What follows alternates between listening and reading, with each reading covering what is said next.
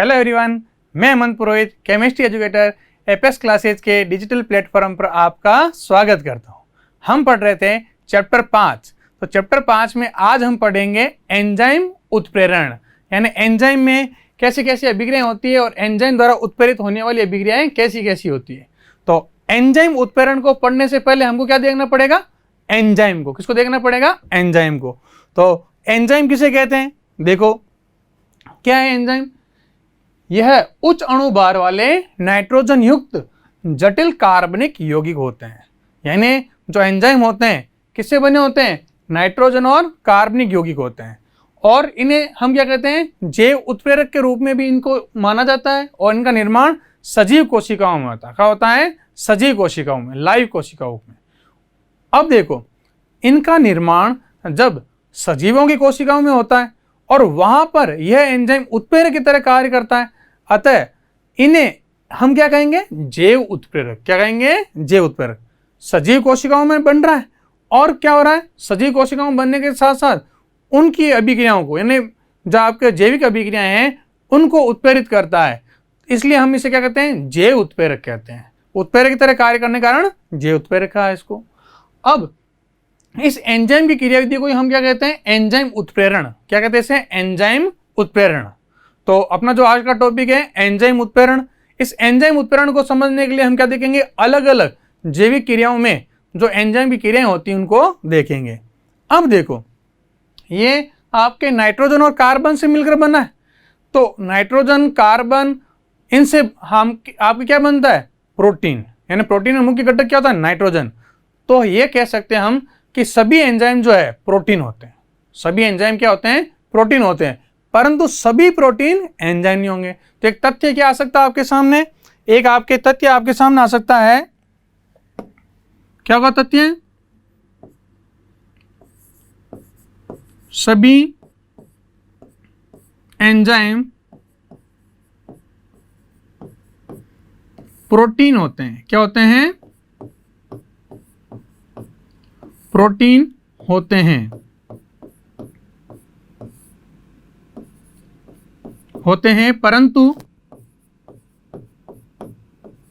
परंतु सभी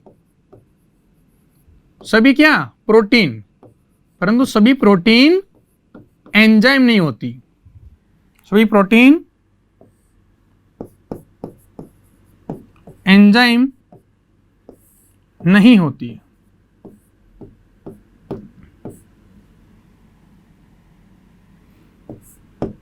नहीं होती। तो ये आपके एक तथ्य के रूप में या कथन के रूप में बन गया कि सभी आपके जो सभी एंजाइम है वो तो क्या है? प्रोटीन है। परंतु सभी प्रोटीन क्या नहीं होगी? एंजाइम नहीं होगी। अब हम एंजाइम उत्प्रेरण की अलग अलग अभिक्रियाएं देखते हैं। तो देखो, सबसे पहले हम अध्ययन करते हैं, इसका पहला एग्जाम है यूरिया का जल अपघटन। क्या है? यूरिया का जल अपघटन।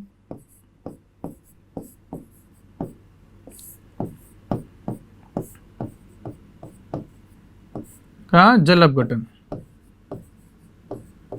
अब देखो, ध्यान दो, ये कहा जाता है कि जो एंजाइम होता है जिस सबस्ट्रेट पर कार्य करता है उसके पीछे अनुलग्न एज लगा दो। तो अधिकांश एंजाइमों के पीछे आपके अनुलग्न क्या मिलेगा? एज। क्या लगा? अनुलग्न ने पीछे जो सफिक्स लगाते हैं वो क्या मिलेगा आपको? एज लिखा हुआ मिलेगा। और कुछ अभिक्रियाओं में जो क्रियाकारक है, जिस क्रियाकारक पर एंजाइम क्रिया कर रहा है उस क्रियाकारक के आगे क्या लगा दो? यानी उसके सफिक्स क्या लगा दो? उसके सफिक्स लगा दो एज। तो यूरिया, जो यूरिया है, तो यूरिया पर कौन सा एंजाइम काम करेगा? यूरिएज। यूरिया का जल अपघटन कराने के लिए कौन सा एंजाइम काम लेंगे? यूरिएज। तो देखो इसकी क्रिया क्या हुई? यूरिया का सूत्र क्या होता है? NH2CO NH2। तो यूरिया का जल अपघटन कराएंगे अपन, NH2CO NH2।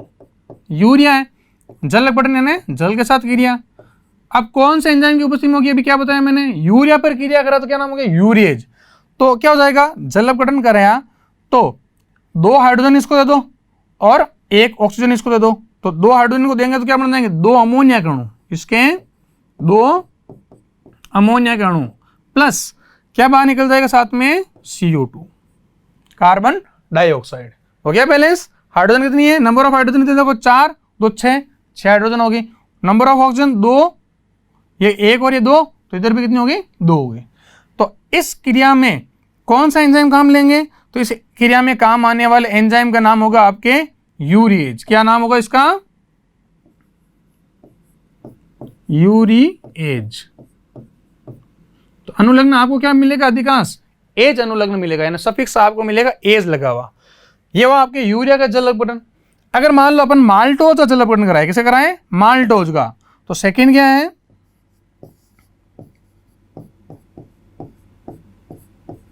माल्टोज का जल अपघटन। माल्टोज क्या होता है, माल्टोज एक डाइसेक्राइड है। क्या है, डाइसेक्राइड, यानी दो मोनोसेक्राइड को मिलने से क्या बनता है, डाइसेक्राइड। तो माल्टोज का सूत्र है आपके क्या है, C12H22O11। यह है, इसका जल अपघटन कराना, यानी किस साथ क्रिया करूं, जल के साथ क्रिया करूं। और कौन से एंजाइम की उपस्थिति में, बोलो, माल्टोज। तो माल्टोज पर क्रिया कराएंगे तो किसकी क्रिया करेंगे, माल्टोज पर, कौन सा एंजाइम, माल्टेज हो जाएगा। तो जिससे क्या बन जाएगा, आपके 2 ग्लूकोज के अणुओं का निर्माण हो जाएगा। ग्लूकोज का सूत्र क्या है, C6H12O6। ठीक है, अब देखो इसमें एंजाइम कौन सा काम लोगे आप, इसमें काम आने वाले एंजाइम का नाम हो जाएगा आपके, माल्टोज में क्रिया हो रही है यानी माल्टेज। क्या हो जाएगा, माल्टेज, यानी सब इसके अंदर भी अनुलग्न क्या लग गया, माल्टेज। तो देखो यूरिया का जल अपघटन, तो यूरिया के जल अपघटन में आपने क्या देखा, यूरिया एंजाइम काम आया। माल्टोज का जल अपघटन, तो इसमें कौन सा एंजाइम काम आएगा, माल्टेज। तो ये तो है किसका सूत्र, ये है माल्टोज का। देखो कार्बन कितनी है, 12, हाइड्रोजन 22 और 2 बाद 2 24, और ऑक्सीजन 11 और 1 12, 6 2 12। तो ये क्या बन गया आपके, माल्टोज का अगर अपन जल अपघटन कराए तो इससे बनता है ग्लूकोज। क्या बनता है, ग्लूकोज। ठीक है, तो ये आपके एग्जाम्पल हुआ किसका, एंजाइम उत्प्रेरण के 2 एग्जाम्पल हुए। नेक्स्ट देखो, इसी प्रकार अपन ले सकते हैं, पहले कौन सा लिया, यूरिया का, दूसरा माल्टोज का, और तीसरा लेंगे हम इक्सु शर्करा यानी सुक्रोज का जल अपघटन। तो तीसरा आपके हैं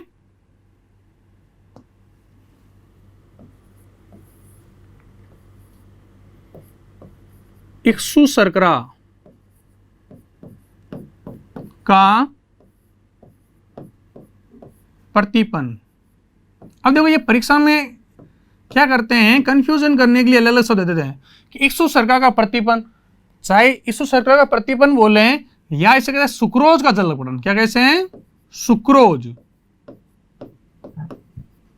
सुक्रोज का जल अपघटन, एक ही बात है, जल अपघटन। तो किसी भी नाम से आए, घबराना नहीं है, बोर्ड में अलग अलग नाम दिए जाते हैं। तो इक्सु शर्करा का प्रतिपन या सुक्रोज और जल अपघटन, इसका अर्थ क्या है, एक ही। तो क्या करना आपको, सुक्रोज जो है उसके ऊपर अपन एंजाइम से क्या कराएंगे, जल अपघटन कराएंगे। तो सुक्रोज में क्या है, डाइसेक्राइड है, और सुक्रोज का भी सूत्र क्या होता है, जो माल्टोज का सूत्र होता है वही होगा, यानी क्या होगा, C12H22O11। जल अपघटन के लिए क्या लेना है, जल का अणु लेना है। ठीक है, और इस पर एंजाइम जो काम लेगा उसमें भी अनुलग्न आपको एज मिलेगा। मैंने कहा था कि क्रियाधार के आधार जो है उसके पीछे भी कभी कभी आपको एज लगा मिल जाएगा। जैसे यूरिया पर क्रिया की तो यूरिएज एंजाइम क्रिया कर रहा था, पर यहां जरूरी नहीं है कि आपको क्रियाधार मिले, पर अनुलग्न मुख्यतः क्या मिलेंगे, एज। ये थोड़ा सा वर्गीकरण है, जरूरी नहीं है कि हर में ये अप्लाई हो।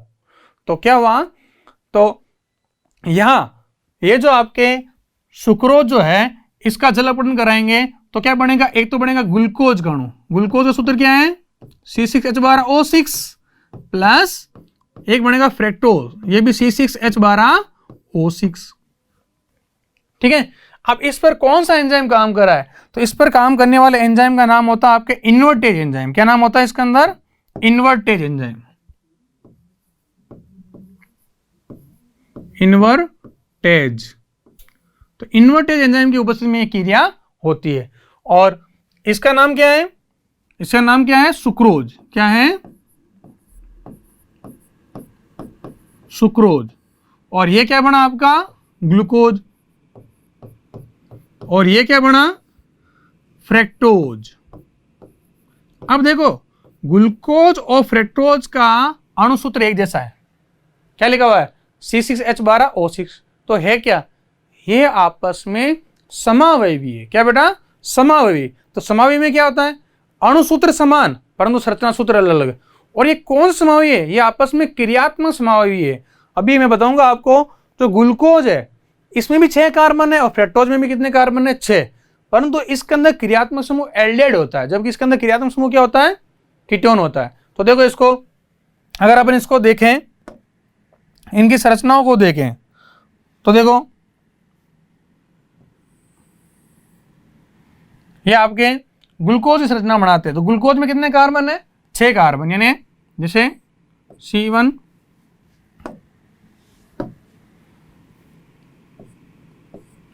2, 3, 4, 5 और 6।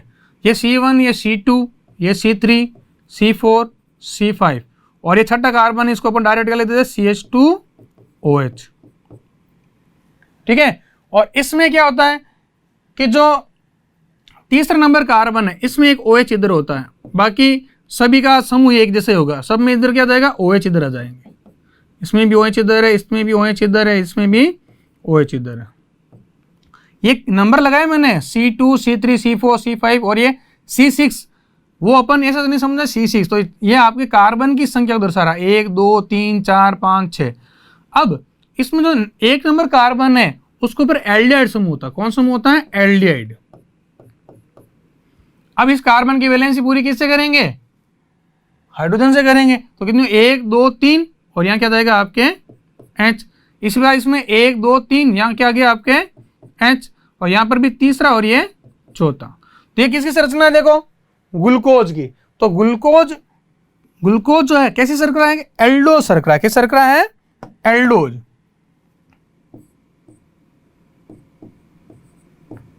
क्योंकि इसके अंदर क्रियात्मक समूह क्या है? इसमें क्रियात्मक समूह एल्डिहाइड। और आपने पढ़ा है कि एल्डिहाइड क्रियात्मक समूह हमेशा कार्बन श्रृंखला के सिरे पर आता है। तो इसमें भी कार्बन की संख्या 6 है और भी फ्रैक्टोज की बढ़ाएंगे, उसमें भी कार्बन की संख्या कितनी होगी? 6 होगी। देखते हैं अभी। तो फ्रैक्टोज की संरचना देखते हैं। तो इसमें भी कार्बन ले लेते हैं, C1, C2, C3, ये C4, ये C5 और C6। C6 को मैं 6 नहीं दर्शा रहा हूँ, डायरेक्ट ध्यान रखना, CH2 के रूप में। अब इसमें क्या होता है? सेकेंड नंबर कार्बन पर कीटोनिक समूह पाया जाता है। क्या पाया जाता है? कीटोनिक समूह। तो इसकी वैलेंसी पूरी कर दो तो इसको अपन कैसे लिख सकते हैं? CH2OH के रूप में। और इसमें भी क्या होगा? तीसरा कार्बन जो उसमें OH इधर होगा, बाकी इधर हाइड्रोजन। वैलेंसी 4 हो गई। और चौथे पांचवें में OH किधर होते हैं? राइट साइड में। यहाँ पर हाइड्रोजन और हाइड्रोजन। तो ये पढ़ाते समय आता आपके कि सर दोनों का सूत्र एक जैसा है, तो भी फर्क क्या है? फर्क क्या है कि इसके अंदर आप जो देख रहे हो जो एल्डिहाइड है, तो इसके अंदर क्रियात्मक समूह कौन सा दिख रहा है आपको? इसके अंदर क्रियात्मक समूह आपको दिखेगा एल्डिहाइड। क्या दिखेगा? एल्डिहाइड। जबकि इसमें क्रियात्मक समूह आपको क्या दिखेगा? कीटोन। तो फ्रैक्टोज किस शर्करा है? फ्रैक्टोज एक कीटोज शर्करा है, क्योंकि इसके अंदर क्या समूह है? कीटोनिक समूह। तो ये अपन क्या लिख सकते हैं? कीटोज।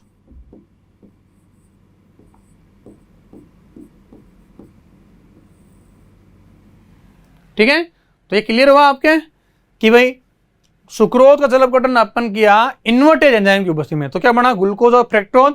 ये ग्लूकोज संरचना है, दोनों में नंबर ऑफ कार्बन 6। हाइड्रोजन गिन लो, हाइड्रोजन कितने आने चाहिए? 12। देखो 1, 2, 3 और यहां पर भी ये क्या जोड़ना आपको? हाइड्रोजन। तो कितना हो गया? 1, 2, 3, 4, 5, 6, 7, 8, 9, 9 और 3 12। इसमें भी कितने हो गए? देखो काउंट कर लो, 3, 1, 4, 5, 6, 7, 8, 9, 10 और यहां पर क्या हो जाएगा? देखो 2, 3, 4 5 6 7 8 9, 9 ये हो गया और 3 12। ठीक है, तो आपके नंबर ऑफ कार्बन जो है दोनों में 6 और नंबर ऑफ हाइड्रोजन कितने 12 है और नंबर ऑफ ऑक्सीजन कितनी है 6। एक होमवर्क दूं आपको, एक होमवर्क है आपका ग्लूकोज का अणु भार बताना मेरे को। ग्लूकोज का अणु भार निकालना आता है। कार्बन का कितना है, एक कार्बन परमाणु का अणु भार कितना होता है 12।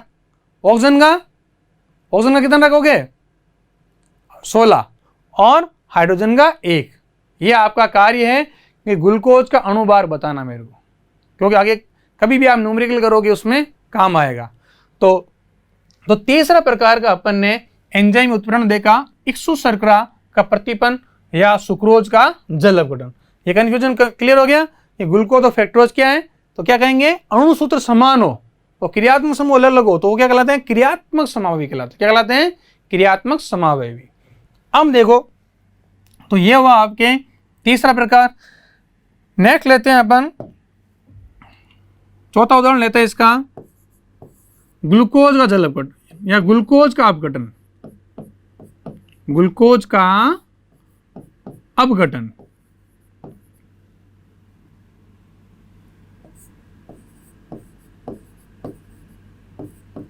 तो देखो इसमें भी आपके ये एक तरह की किण्वन क्रिया कह सकते हो। आप क्या कह सकते हो, किण्वन है, फर्मेंटेशन। इस किण्वन से क्या बनाता है, इस किण्वन से अपन क्या कराते हैं, जो इडली डोसा या आपके ब्रेड जो बनती है वो किण्वन क्रिया से बनती है। और किण्वन क्रिया में कौन सी गैस निकलती है, CO2 गैस। जिसलिए आपके इडली है या डोसे के अंदर जो छिद्र बन जाते हैं, या ब्रेड देखिए ब्रेड के अंदर क्या होता है, होल होते हैं। होल किसका है, CO2 गैस जब रिमूव होती है। तो ग्लूकोज का सूत्र क्या है, ग्लूकोज का सूत्र तो आप संरचना भी बता सकते हो तुम। तो क्या होगा ग्लूकोज का सूत्र, ग्लूकोज का सूत्र अपने पास में C6H12O6। इस पर कौन सा एंजाइम कार्य करेगा, इस पर जाइमेज एंजाइम क्रिया करता है। कौन सा एंजाइम कार्य करता है, जाइमेज। तो जाइमेज एंजाइम की क्रिया से क्या होता है कि ये जो ग्लूकोज है, ये ग्लूकोज किसमें टूट जाता है, एथिल अल्कोहल और CO2 में। तो एथिल अल्कोहल का सूत्र क्या है,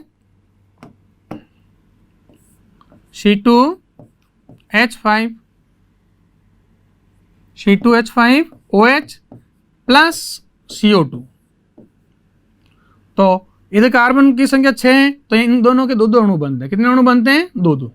तो कार्बन 6 हो गए, हाइड्रोजन कितने हैं 12। कितने हो गए 5 दूनी 10।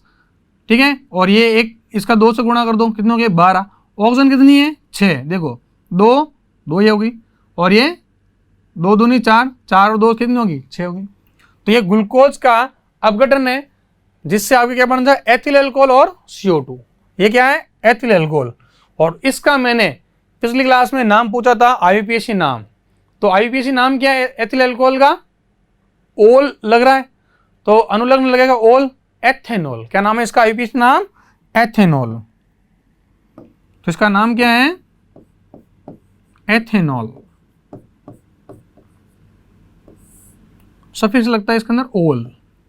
अब देखो यह हुआ आपके ग्लूकोज का जल अपघटन या ग्लूकोज का अपघटन।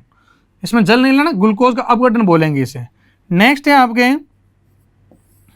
इसके बाद में जैसे प्रोटीन है, क्या है प्रोटीन। तो प्रोटीन पर अलग अलग एंजाइम काम करते हैं। यदि प्रोटीन पर आप कौन सा एंजाइम ले, पेप्सिन एंजाइम काम लो तो वो पेप्टाइड बंध का निर्माण करेगा। यानी प्रोटीन को किस में तोड़ेगा, केवल पेप्टाइड बंध के अंदर, पेप्टाइड में तोड़ेगा। और यदि आपने इसके प्रोटीन के ऊपर ट्रिप्सिन एंजाइम काम ले लिया तो उसे एमिनो अम्ल में तक तोड़ देगा। तो अलग अलग एंजाइम में अलग अलग क्रियाएं करते हैं। तो 5वां लेते हैं अपन, अगर मान लो प्रोटीन है, क्या है प्रोटीन, और छठा भी क्या ले रहा हूं प्रोटीन। इस प्रोटीन पर क्या कर रहा हूं मैं, इस प्रोटीन पर यहां क्रिया करा रहा हूं किसकी, ऊपर वाले पर। या अगर मान लो अपन क्या लेवे, इस प्रोटीन के लिए मैं ले रहा हूं पेप्सिन। तो पेप्सिन एंजाइम की उपस्थिति में ये किस में टूटेगा, ये पेप्टाइड में टूटेगा। किस में टूटेगा, पेप्टाइड। जबकि अपना एक चैप्टर है पूरा जैव अणु, उसके अंदर पूरा बताएंगे कि प्रोटीन का निर्माण कैसे होता है कि पहले अमीनो अम्ल होते हैं, अमीनो अम्ल जुड़ करके बनाते हैं पेप्टाइड बन, और पॉलीपेप्टाइड को अपन क्या कहते हैं, प्रोटीन कहते हैं। तो ये किस में टूटेगा, पेप्सिन के में, पेप्टाइड में। और प्रोटीन जो है, प्रोटीन पर यदि मैं कौन सा एंजाइम काम ले लूं, ट्रिप्सिन, कौन सा, ट्रिप्सिन एंजाइम, तो ये किस में टूटेगा, अमीनो अम्ल में टूट जाएगा। किस में टूटेगा, एमिनो अम्ल बोलो चाहे अमीनो अम्ल बोलो, एक ही बात है, अमीनो अम्ल,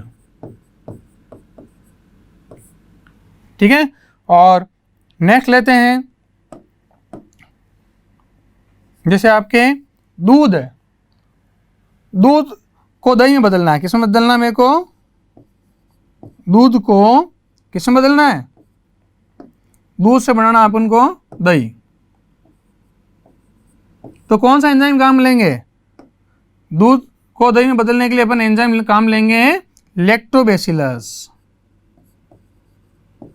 लैक्टोबैसिलस।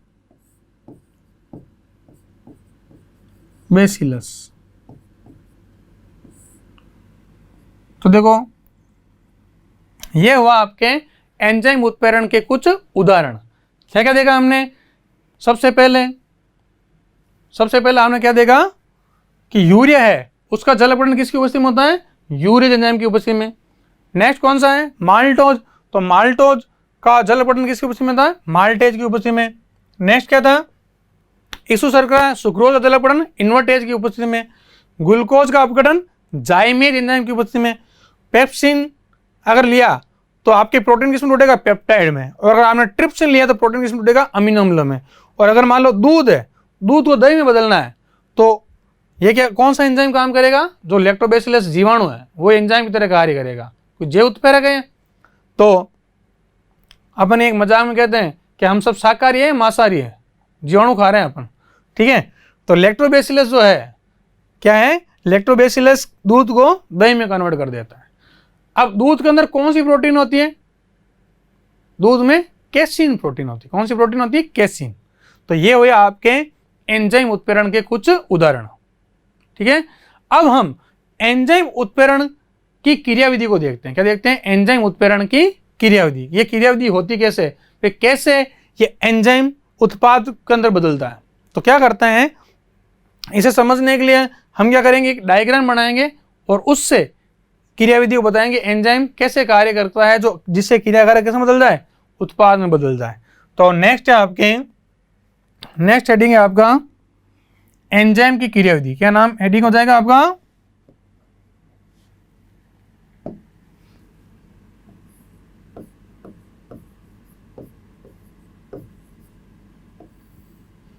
एंजाइम की क्रियाविधि।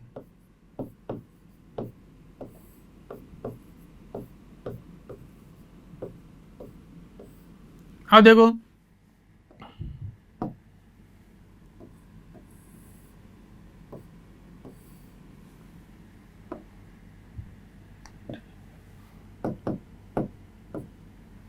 तो एंजाइम की क्या क्रियाविधि देखते हैं अपन। तो देखो एंजाइम जो होती है, इसी क्रियाविधि को समझने के लिए हम एक तालाकुंजी सिद्धांत के अनुसार समझ सकते हैं इसको, ठीक है।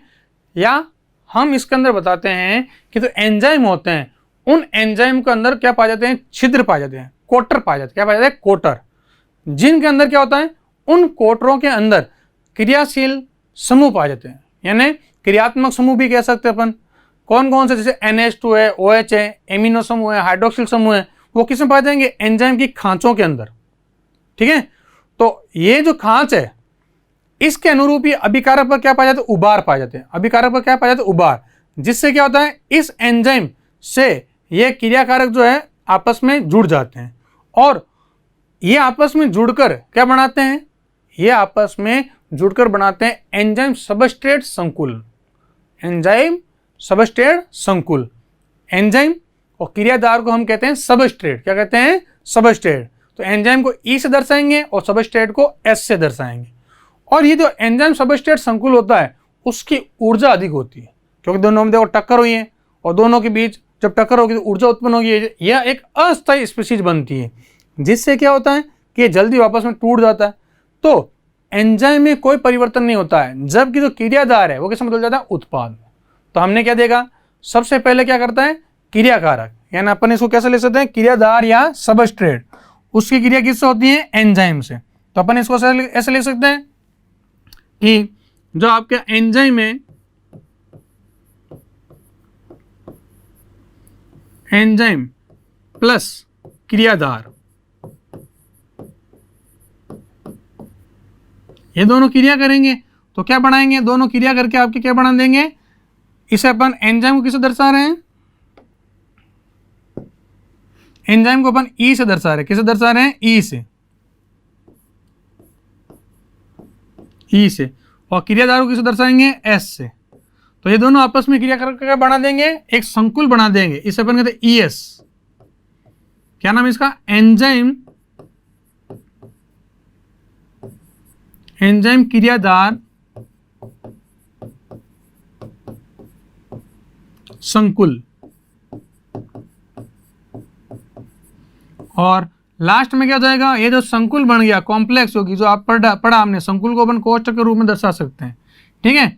ये अत्यधिक क्रियाशील स्पीशीज होगी, तो ये किस में बदल जाएगी, आगे एंजाइम में कोई चेंज नहीं होगा, यानी ई पूरा अलग हो जाएगा, और जो एस से किस में बदल जाएगा, उत्पाद में, क्या बन जाएगा, आपके उत्पाद बन जाएगा, और ये क्या रह जाएगा, आपका एंजाइम। अब देखो ध्यान से, इसको अपन एक डायग्राम समझते हैं। तो देखो इसके लिए क्या करते हैं हम, एक एंजाइम और एक क्रियाधार लेंगे। अभी क्या बताया आपको, एंजाइम जो है उसके ऊपर क्या पाए जाएंगे, उसके ऊपर रिक्त स्थल या खांच पाई जाती है, जिससे अभिकारक या क्रियाधार आकर के जुड़ता है।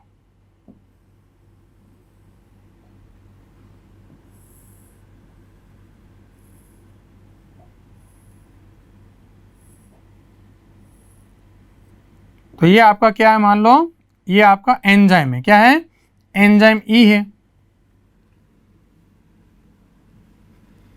ठीक है। ये आपका एंजाइम क्या हो गया, ई। अब ये किससे क्रिया करेगा, ये क्रिया करेगा क्रियाधार से, किससे क्रिया करेगा, क्रियाधार से।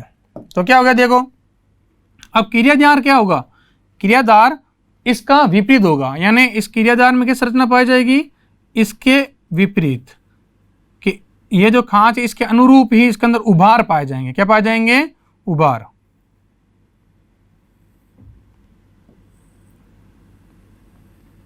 ये आपका क्या हो गया, सबस्ट्रेट, क्या हो गया, सबस्ट्रेट। और ये दोनों आपस में क्रिया करके क्या बनाएंगे, एंजाइम सबस्ट्रेट संकुल। क्या बनाएंगे, एंजाइम सबस्ट्रेट संकुल।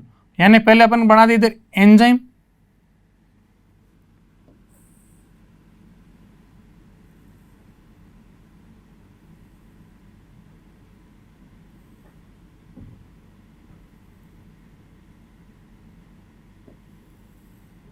ये एंजाइम हो गया, और इस एंजाइम से कौन जुड़ जाएगा, ये सबस्ट्रेट जुड़ जाएगा। कौन जुड़ जाएगा, सबस्ट्रेट। यानी ये सबस्ट्रेट जो इसके अंदर आकर के समाहित हो गया,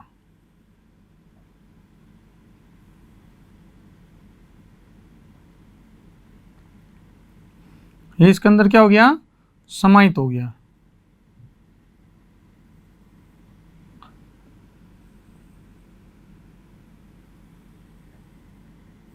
तो ये आपका क्या बन गया, ये बन गया आपके ES। क्या बन गया, ES।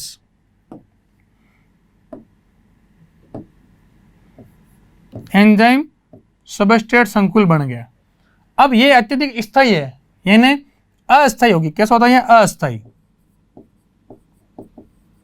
ऊर्जा ज्यादा होती है, तो ये किस में कन्वर्ट हो जाएगा, ये आपके एंजाइम में तो कोई चेंज नहीं होगा, जबकि आपके जो सबस्ट्रेट है वो किस में टूट जाएगा, प्रोडक्ट में।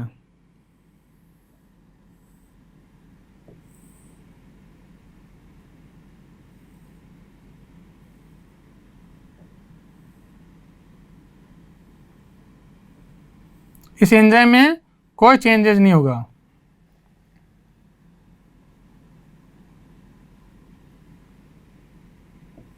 वापस देख लेते हैं इसका।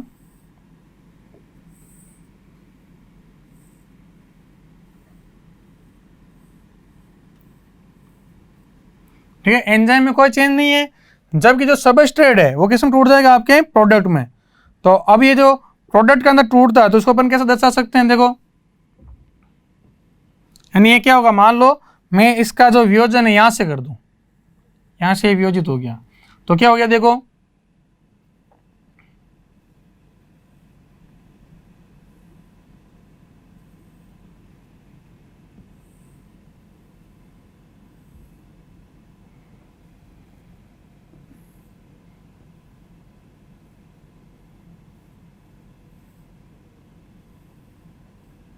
यानी ये जो सबस्ट्रेट है आपके किस में टूट गया, ये सबस्ट्रेट आपके किस में टूट जाएगा, प्रोडक्ट में। किस में टूट जाएगा, प्रोडक्ट में। किस में टूट रहा है, ये प्रोडक्ट में।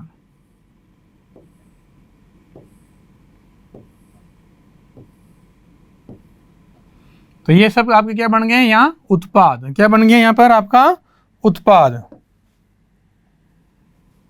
ये क्या बन गया आपका उत्पाद यानी प्रोडक्ट। और ये क्या रह गया आपके इधर एंजाइम, जिसमें कोई चेंजेज नहीं है। तो ताला कुंजी सिद्धांत के रूप में ये काम करता है। ये सिद्धांत किसने दिया, कोसलेन ने। तो आप क्या देख रहे हो, ताले के रूप में तो कौन है, एंजाइम, और सबस्ट्रेट किस रूप में आकर जुड़ रहा है, चाबी की तरह से। तो ताले में क्या लगी, चाबी लगी, और जो यहाँ आप देखोगे जो चाबी है वो टूट रही, ताला नहीं टूट रहा, उल्टा होता, ध्यान रखना सिद्धांत। तो एंजाइम सबस्ट्रेट सिद्धांत, या इसके अंदर क्या बनता है, एंजाइम क्रियादार आपस में क्रिया करके पहले एंजाइम क्रियादार संकुल बनाते हैं, जो किस में बदल जाते हैं, एंजाइम और उत्पाद में बदल जाते हैं। एंड अब ये एस नहीं है, ये किस में बदल गया, प्रोडक्ट पी में बदल गया। किस में बदल गया, पी, जबकि यहाँ पर दोनों अभी तक क्या थे, एस के रूप में। तो ये होती है एंजाइम की क्रियाविधि। अब हम देते हैं एंजाइम की विशेषताएं। तो पहले अपन ने एंजाइम उत्प्रेरण की कुछ अभिक्रियाएं देखी, फिर देखा कि एंजाइम क्रिया कैसे करता है, ठीक है। और अब हम क्या देख रहे हैं, एंजाइम की कुछ विशेषताएं।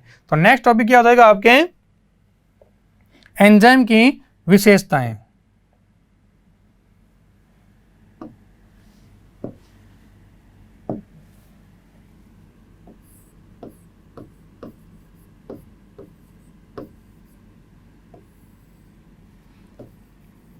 एंजाइम की विशेषताएं।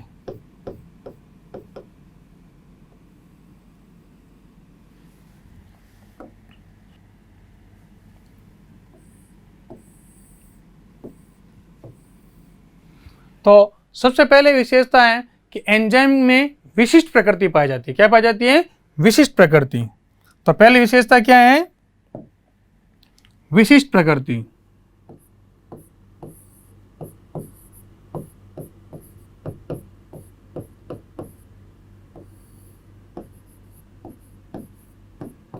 विशिष्ट प्रकृति क्या होती है कि जो एंजाइम है, एक एंजाइम एक ही क्रियाधार पर क्रिया करता है।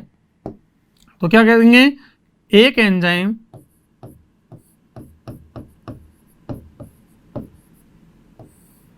एक विशेष क्रियाधार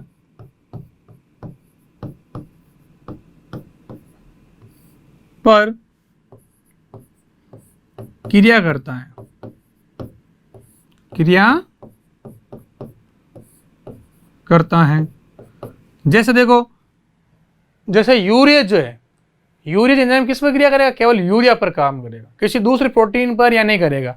जैसे यूरिएज एंजाइम यूरिया पर कार्य करता है। जैसे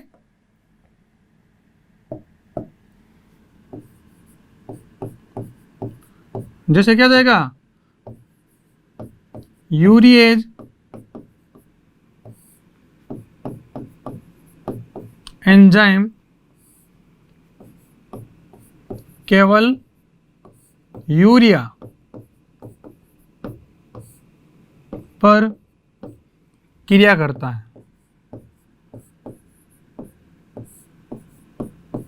तो ये होती है विशिष्ट प्रकृति, यानी एक अभिक्रिया को एक एंजाइम ही प्रभावित करता है, ठीक है। दूसरा देखो, दूसरा आपके हैं एंजाइम जो होते हैं इनमें उच्च दक्षता होती है। क्या होती है, दक्षता, इनकी कैपेसिटी अधिक होती है। तो अपन क्या लिखेंगे, उच्च दक्षता। या सर्वोच्च दक्षता। ये क्या करते हैं कि एक एंजाइम लाखों क्रियाकारकों पर क्रिया कर सकता है। यानी एंजाइम क्या था, अभी आपने क्या देखा क्रियाविधि में क्या देखा कि एंजाइम अभिक्रिया के बाद में बिना चेंज हुआ बाहर निकल गया तो दूसरी अभिकारक से क्रिया कर लेगा। तो एंजाइम में कुछ नहीं परिवर्तन होता है, इसलिए एक एंजाइम जो है लाखों क्रियाकारकों के अणु को उत्प्रेरित कर सकता है। तो इसकी इतनी उच्च क्या होती है, दक्षता।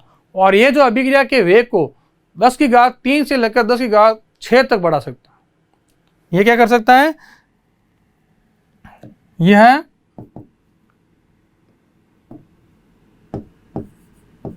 यह अभिक्रिया के वेग, अभिक्रिया के वेग को 10⁻³ से 10⁻6 तक बढ़ा देते हैं।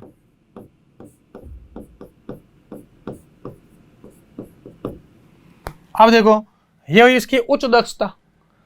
नेक्स्ट देखो अगली विशेषता है अनुकूलतम ताप। क्या है,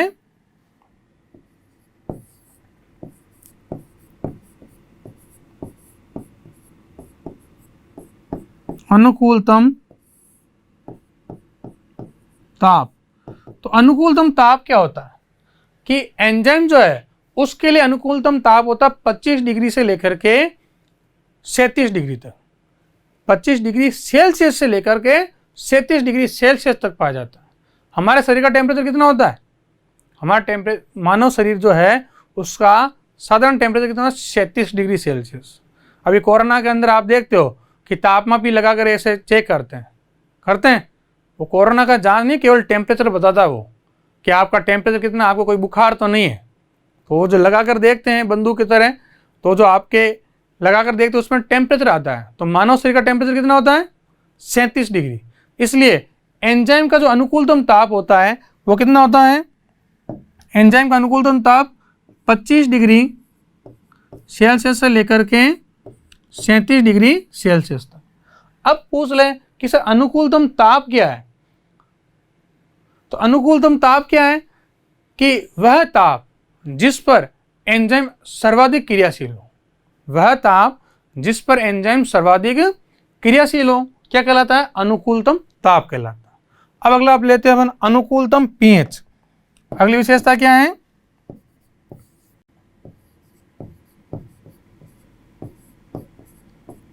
अनुकूलतम पीएच। तो अनुकूलतम पीएच जो है ये एंजाइम के लिए कितनी होती है, ये होती है लगभग 7 के पास। कितनी होती है, 7। और जो मानव रक्त है, मानव रक्त का पीएच कितना होता है, मानव रक्त है यानी अपना ब्लड या खून जो है उसका पीएच कितना होता है, 7.4। कितना होता है, 7.4। एक होमवर्क और है, बताना मेरे को पीएच की फुल फॉर्म क्या होती है, पीएच किसे कहते हैं। ठीक है, तो अनुकूलतम पीएच की परिभाषा मैं यहाँ बताऊंगा आपको कि अनुकूलतम पीएच क्या है, कि वह पीएच जहां एंजाइम सर्वाधिक क्रियाशील हो वह पीएच क्या कहलाती है, एंजाइम की अनुकूलतम पीएच। और वह कहाँ काम करेगी, 7। पीएच का मान जहाँ 7 होगा वह एंजाइम सर्वाधिक क्रियाशील होगा। आपको मैंने प्रश्न क्या पूछा है, पीएच की फुल फॉर्म क्या है, पी क्या है, एच क्या है। ठीक है, तो पीएच क्यों कहा इसको या पीएच क्या होता है ये बताना मेरे को। ठीक है, तो ये वाक्य चौथी विशेषता हुई अनुकूलतम पीएच। नेक्स्ट है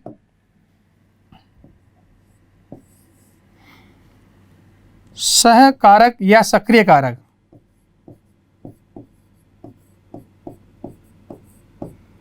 देखो एंजाइम जो होता है उसमें यदि अपन कुछ आयन मिला दें, क्या मिला दें, आयन। आयन कैसे, जैसे आपने इसके अंदर Fe3+ आयन मिला दिया या Cu2+ कॉपर आयन मिला दिया, ठीक है, या मैग्नीज आयन मिला दिया, तो ये आयन क्या करते हैं, मैग्नीज आयन मिला दिया तो ये आयन क्या करते हैं, इस एंजाइम की क्रियाशीलता को बढ़ा देते हैं। इसे अपन कहते हैं सक्रिय कारक। तो एंजाइमों में यदि आयनों को मिला दिया जाए तो क्या होता है, इनकी क्रियाशीलता का बढ़ जाते हैं, इसे हम कहते हैं इन्हें सक्रिय कारक। नेक्स्ट देखो अगला है एंजाइम विष। नेक्स्ट है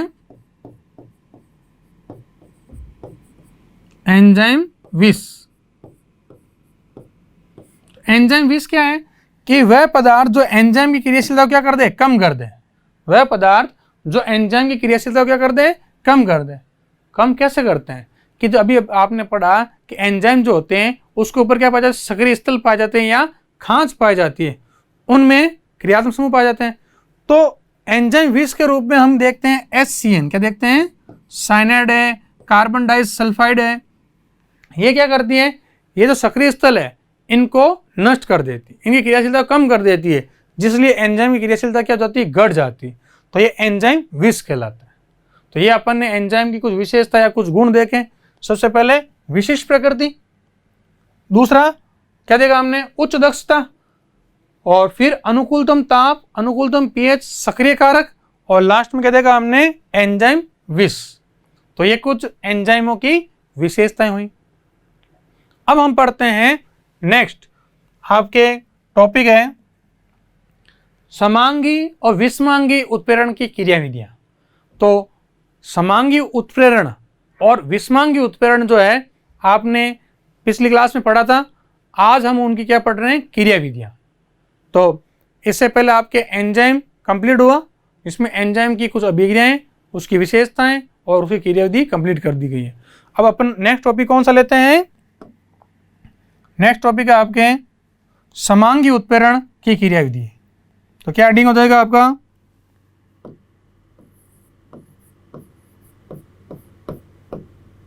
समांगी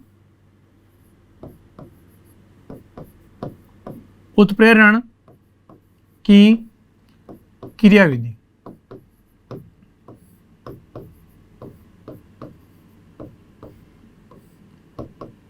अब देखो समांगी उत्प्रेरण की क्रियाविधि क्या होती है। तो समांगी के अंदर आपने क्या देखा कि इसमें अभिकारक, उत्पाद और उत्प्रेरक तीनों की भौतिक अवस्थाएं कैसी होती है, समान होती है। तीनों की भौतिक अवस्थाएं कैसी होती है, समान होती है। तो उसकी क्रियाविधि को हम समझने के लिए एक अभिक्रिया देखते हैं। तो सामान्य एक अभिक्रिया अगर अपन ने ली, जैसे मान लो मैंने लिया एक अभिकारक A लिया, क्या लिया, अभिकारक A, और एक लिया मैंने उत्प्रेरक X, क्या है, उत्प्रेरक। तो ये दोनों पहले क्रिया करके क्या बनाएंगे, क्या बनाएंगे, पहले AX बनाएंगे, A, और क्या बन जाएगा, X। तो ये बना आपके माध्यमिक यौगिक। तो समांगी उत्प्रेरण की क्रियाविधि किस पर कार्य करती है कि ये कहती है कि इसके अंदर माध्यमिक यौगिक का निर्माण होता है। किसका निर्माण होता है, मध्यवर्ती कह दो चाहे माध्यमिक यौगिक कह दो, एक ही बात है। किसका निर्माण होता है,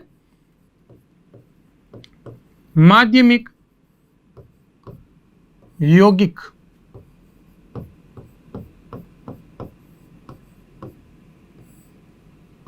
ये कहते हैं माध्यमिक यौगिक का निर्माण होगा।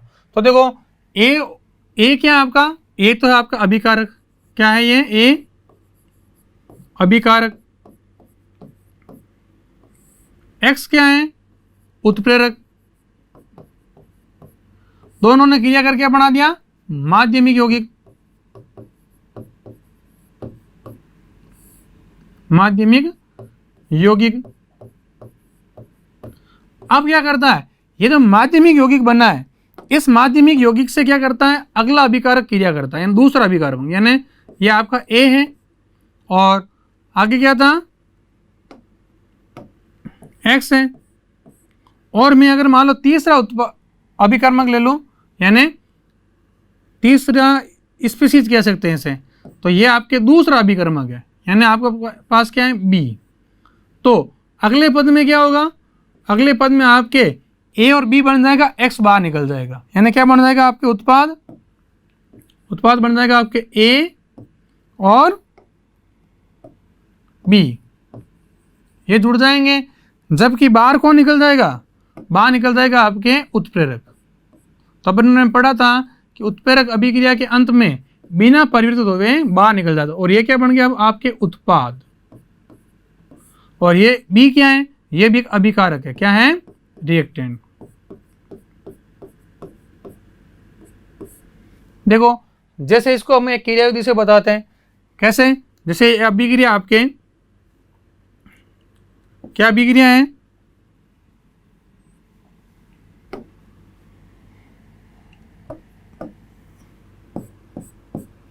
एक साधारण अभिक्रिया हमने जो पढ़ी थी, SO2 जो है, SO2 गैस है, इसके ऊपर अपन हाफ O2 से क्रिया कराते हैं। कैसे क्रिया कराते हैं? Half O2। ये भी कौन सी अवस्था में है? गैस अवस्था में। और इसके ऊपर उत्प्रेरक कौन काम करता है? इस पर उत्प्रेरक काम करता है आपके NO। ठीक है, कौन कार्य करता है? उत्प्रेरक NO। ये भी कौन सी अवस्था में है? गैस स्टेज में। और उत्पाद क्या बन जाता है आपके? उत्पाद बन जाता है आपके SO3। क्या बन जाता है? SO3, यानी सल्फर डाइऑक्साइड से सल्फर ट्राइऑक्साइड बन गया। अब इसकी क्रिया यदि देखते हैं तो सबसे पहले पद में क्या होगा?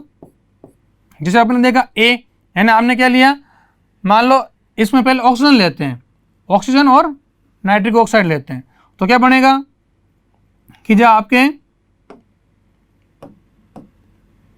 क्या लिया आपने? Half O2। क्या लिया? Half O2। कौन सी स्टेज में है? गैस स्टेज में। ये क्रिया किससे करेगा? ये NO से क्रिया करेगा। तो क्या बनेगा? माध्यमिक यौगिक। ये भी कौन सी अवस्था में है? गैस स्टेज में। तो क्या बन जाएगा? NO2 बना था।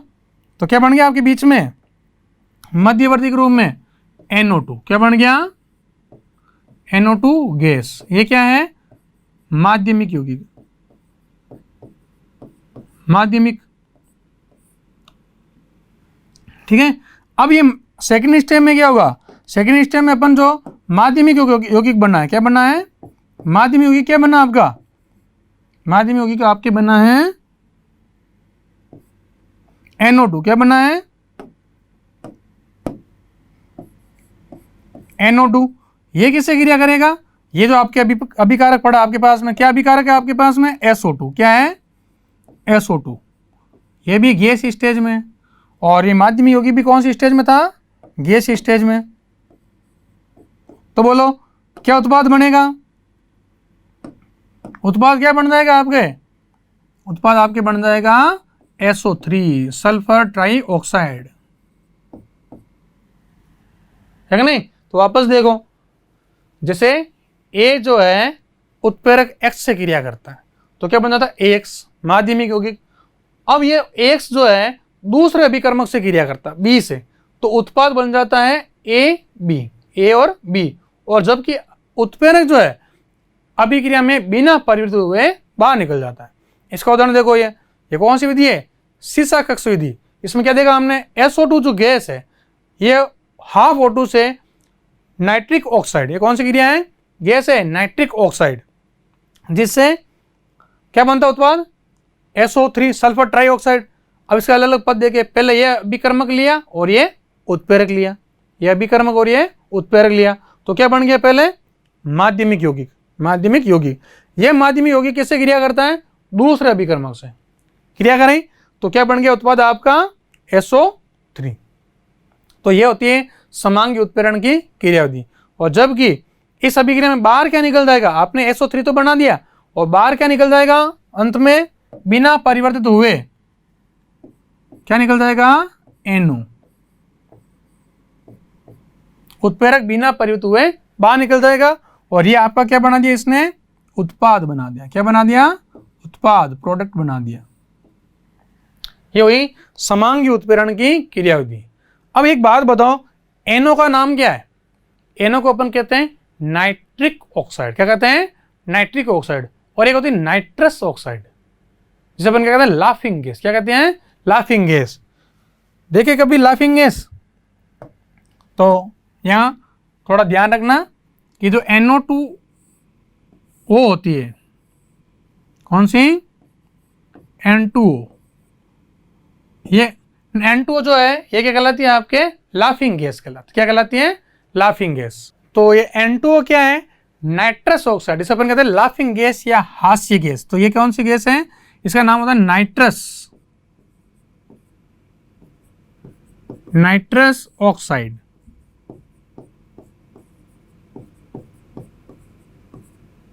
और ये कौन सी गैस है?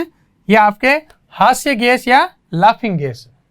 ठीक है, तो ये अभी आपने कौन सी देखी? समांगी उत्प्रेरण की क्रियाविधि। किसकी? समांगी उत्प्रेरण की क्रियाविधि। नेक्स्ट है आपके विषमांगी उत्प्रेरण की क्रियाविधि को हम देखते हैं। तो देखो नेक्स्ट लेते हैं हम विषमांगी उत्प्रेरण।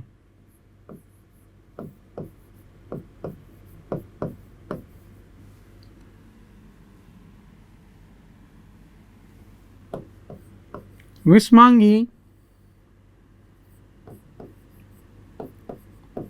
उत्प्रेरण की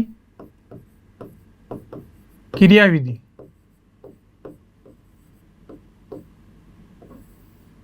तो हेटेरोजेनस जो कैटालिसिस है उसकी मैकेनिज्म क्या है ये देखते हैं। तो इसमें क्या होता है, सबसे पहले हम जानते हैं उत्प्रेरक जो होता है उस पर मुक्त संयोजकताएं पाई जाती हैं। तो उस पे सबसे पहले हम क्या करते हैं, जो अभिकारक जो होते हैं, उत्प्रेरक मुक्त संयोजकता युक्त होगा, उस पर अभिकारक को भेजेंगे जिससे अधिशोषण क्रिया होगी। कौन सी क्रिया होगी? अधिशोषण क्रिया। तो ये जो विषमांगी उत्प्रेरण की जो क्रियाविधि है वो किस पर निर्भर करती है? ये अधिशोषण के सिद्धांत पर कार्य करती है। और फिर क्या होता है, मध्यवर्ती संकुल बनेगा और मध्यवर्ती संकुल बनने के बाद विशोषण क्रिया द्वारा क्या होगा, उत्पाद पुनः पृथक हो जाएगा। तो क्या कह सकते हैं कि जो विषमांगी उत्प्रेरण की जो क्रियाविधि है, किसकी? विषमांगी उत्प्रेरण की क्रियाविधि जो है ये कौन सिद्धांत पर कार्य करती है? अधिशोषण के सिद्धांत पर। किस पर?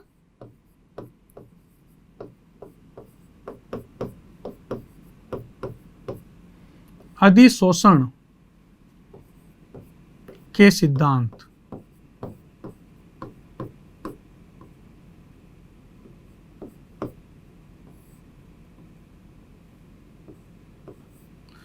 तो ये एडजॉर्प्शन के थ्योरी पर कार्य करती है। तो देखो इसको समझने के लिए हम क्या करते हैं, एक पहले मुक्त संयोजक युक्त के बनाते हैं, उत्प्रेरक बनाते हैं।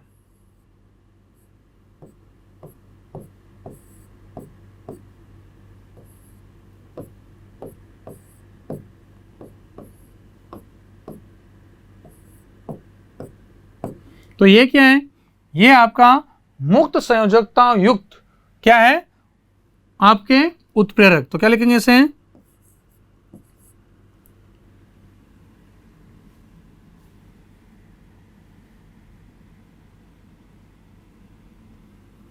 ये हो गया आपके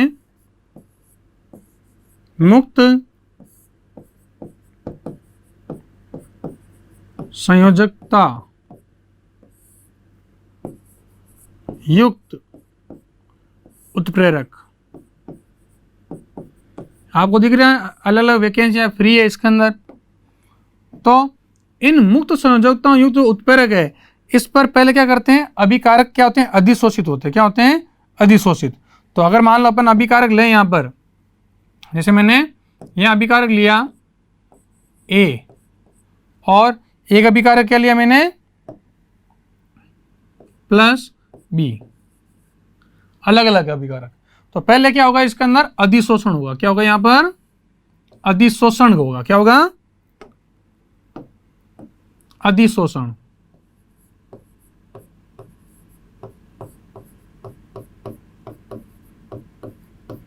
तो अधिशोषण होने से क्या हो जाएगा कि ये इसके ऊपर आकर के अधिशोषित हो जाएंगे, यानी इससे जुड़ जाएंगे।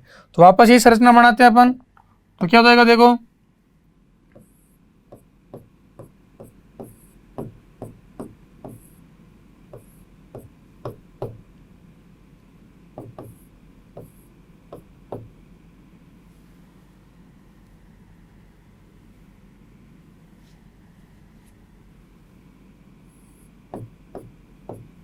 तो इससे कौन जुड़ जाएगा? एक तो आपका अभिकर्मक A और फिर नीचे आपके क्या है, अभिकर्मक B। B जुड़ जाएगा। जुड़ गया। अब इनमें बनेगा मध्यवर्ती होगी। क्या बनेगा इससे? मध्यवर्ती। क्या बनाएंगे? मध्यवर्ती। तो देखो मध्यवर्ती का निर्माण। देखो मध्यवर्ती में क्या है, केवल यहां एक आपको बंध बनाना है। तो क्या हो जाएगा इस पद में?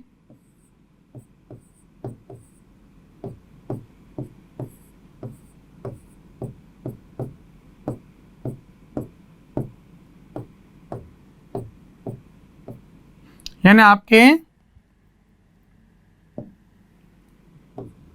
ए और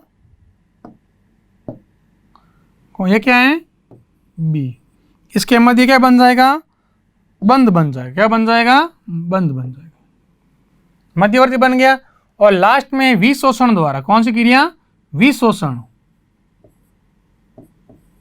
विशोषण का अर्थ क्या होता है, अधिशोषण का उल्टा। तो विशोषण द्वारा आपके उत्पाद ए बी है वो अलग हो जाएगा और मुक्त समझौता युक्त उत्प्रेरक पुनः परतक हो जाएगा। तो इसमें क्या जाएगा, विशोषण द्वारा। लास्ट में क्या बन गया आपके,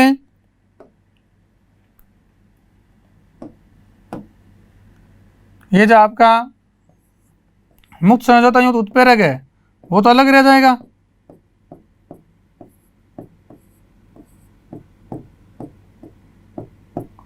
इसमें कोई चेंज नहीं है, बिना परिवर्तित हुए बाहर निकल जाता है। जबकि आपके उत्पाद के रूप में क्या बन गया, ए और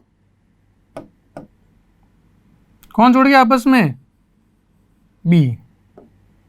एक विशेष बंध द्वारा आपस में जुड़ जाते और ये क्या बन जाता है आपके उत्पाद। तो देखो पहले अधिशोषण हुआ यानी ए और बी क्या हो गए, इससे जुड़ गए। फिर क्या बना, मध्यवर्ती। मध्यवर्ती है ना, इनके मध्य बंध बन गया। और मध्य बंध बनने के बाद क्या होता है, विशोषण होता है।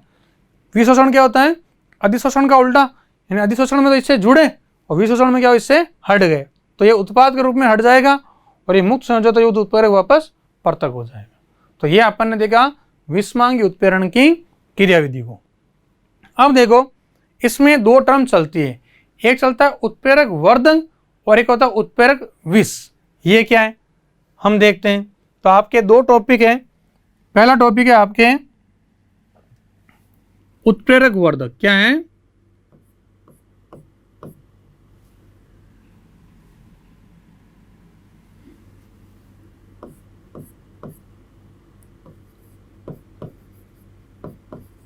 उत्प्रेरक वर्धक।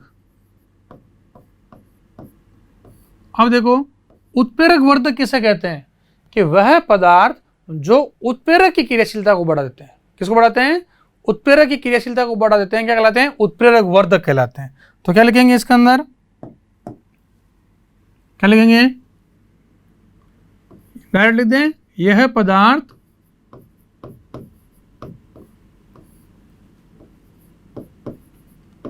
उत्प्रेरक की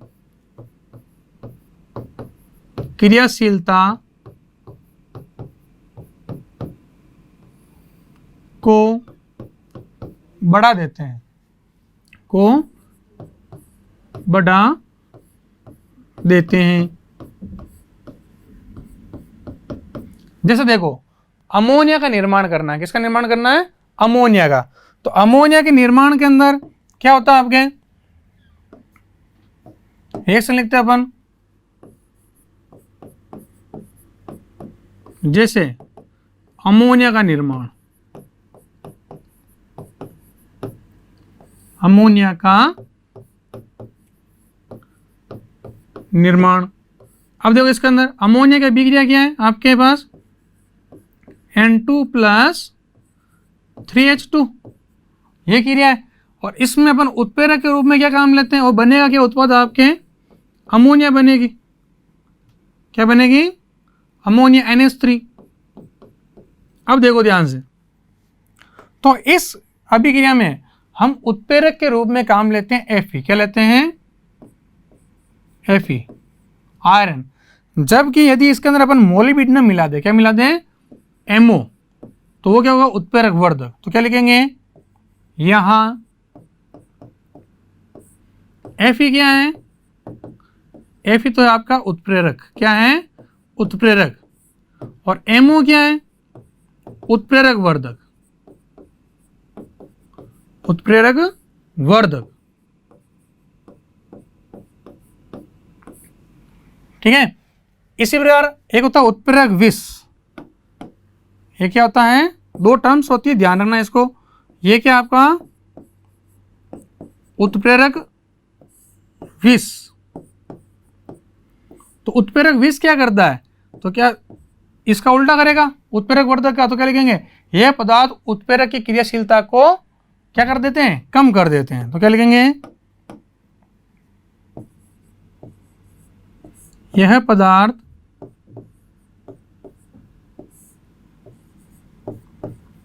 उत्प्रेरक की क्रियाशीलता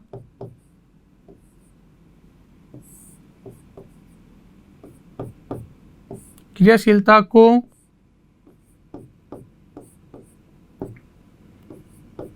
कम कर देते हैं।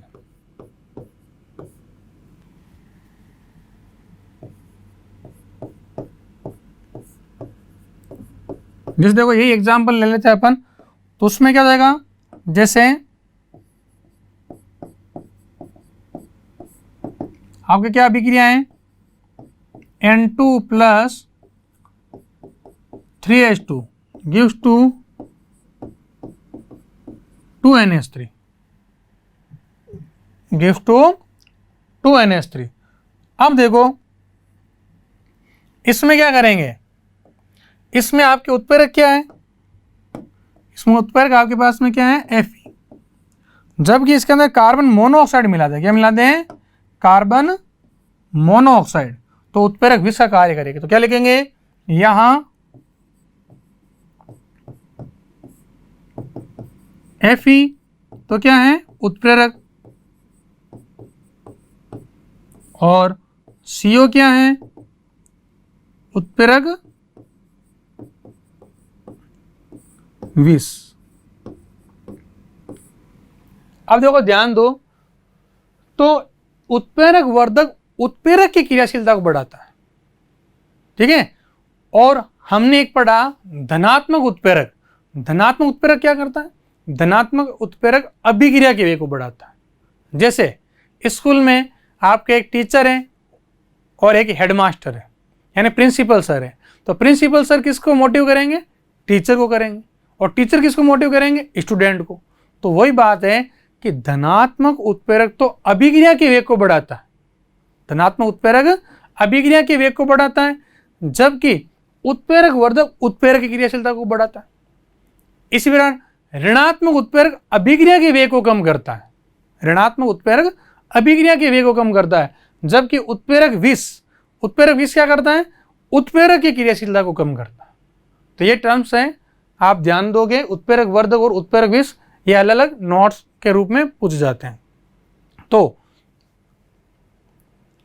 आज हमने सबसे पहले एंजाइम के बारे में पढ़ा, उसकी क्रियाविधि देखी, उसके कई एग्जाम्पल्स देखें, और फिर समांगी विषमांगी उत्प्रेरण की क्रियाविधियों को देखा, और लास्ट में उत्प्रेरक वर्धक और उत्प्रेरक विष को भी अध्ययन किया।